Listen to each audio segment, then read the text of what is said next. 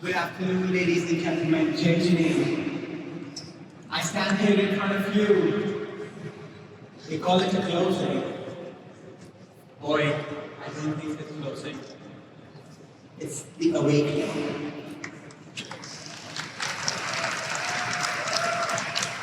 In the last 5 days, we've all come together, celebrating humanity, celebrating each other, trying to understand the perspectives, the positions, the viewpoints. We've looked into each other's eyes and said, yes, together we can do it. We've had great programs. Luminaries of all kinds have come up and spoken here on this podium. But it doesn't end today. And in the next 2 hours, it's not about goodbyes, nice meeting you, it was fun. It is about what we carry back. Because 7,000 plus people were here in this plenary. And again, I've not finished counting yet. But we need to take more than 7,000 stories back and tell to our communities what we achieved in the last 5 days. Those messages are very important because the world wanted us to be part of their representation. And they are having a great time reviewing our news stories and the coverage that media has provided us. And then we ourselves, through our Facebooks and tweets and Instagrams, have told the world what a beautiful place it is and how we can all make it better. In the next upcoming 2 hours, you will hear from great luminaries that will carry that message that you will all take back as ambassadors to the Parliament of the world's religions. Jai. Please welcome President of the Presidency, Boisture.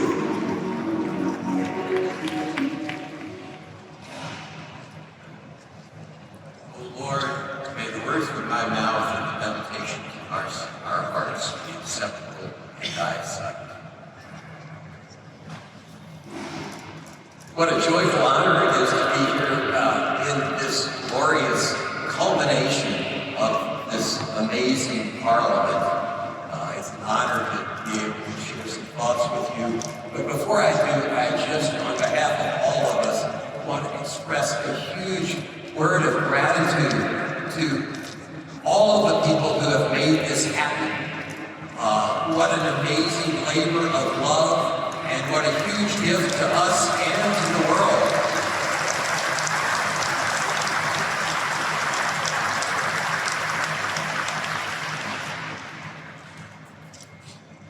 You've seen our name, the Fetzer Institute, around all week, so you may be curious about who we are. And a brief introduction can also be helpful here in letting you know where I'm coming from and the remarks I'd like to share.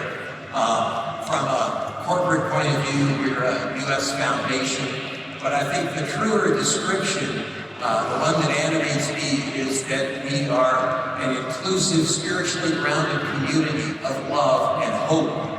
We're located, headquartered 2 hours east of here in Kalamazoo, Michigan. We have a beautiful conference and retreat center there. I hope in the future we'll be able to welcome many of you. We are a staff community of about 70 because we have a conference center that includes a wonderful culinary team and facilities team, operations team. And I say that because it is the context in which we work what we view as, in our little microcosm, the central challenge facing the human family. How to be in radically transformative, spiritually grounded relationship across all the dimensions of our difference. For the last 10 years, we've taken a morning a week and we've brought all 70 of us together to live into that challenge. Our mission is helping build a spiritual foundation for a loving world. Our guiding purpose is to support each other in awakening into and serving spirit for the transformation of self and society. We've learned over those 10 years that we have to walk and chew gum at the same time, and there are two challenges that go hand in hand.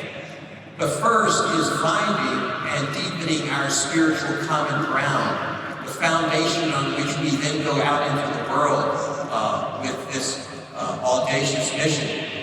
But the second, equally important, is honoring, indeed celebrating the fact that we get to that spiritual common ground on radically different paths.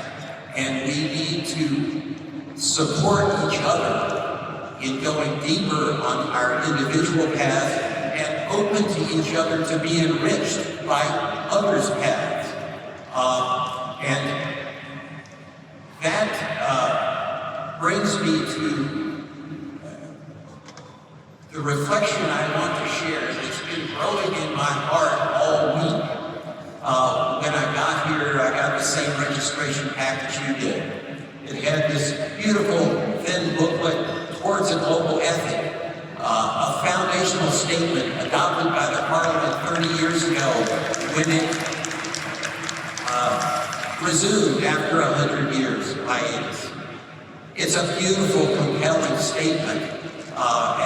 It suggests a common bond that draws us together. But as I've moved through this week, I've had this growing sense that what really draws us together is something much deeper, much more profound, much more radically transformative. It is our shared experience of the sacred. It is, I think, a shared sacred story that animates each of our lives. I'd suggest that each of us lives within the riches and depth of our own tradition's particular story, but that at this moment in history, we have to celebrate, embrace, and bring into the world the shared sacred story that unites us all. At Fetzer, we've come to a verbal formulation that we recognize, even as we say it, as profoundly inadequate, because our experience of the sacred is ultimately beyond words or beyond concepts. But the best we've done, and I think it's pretty good, is that we, Fetzer, are drawn into community by our shared experience that there's more to reality than material reality, and that something more infuses our lives, indeed infuses the cosmos with deep meaning, purpose, sacred connection, and calls us to a life of love. Why do I lift up story? Because truth be told, we don't live at the level of ethical consensus. We live within our stories about the nature of things.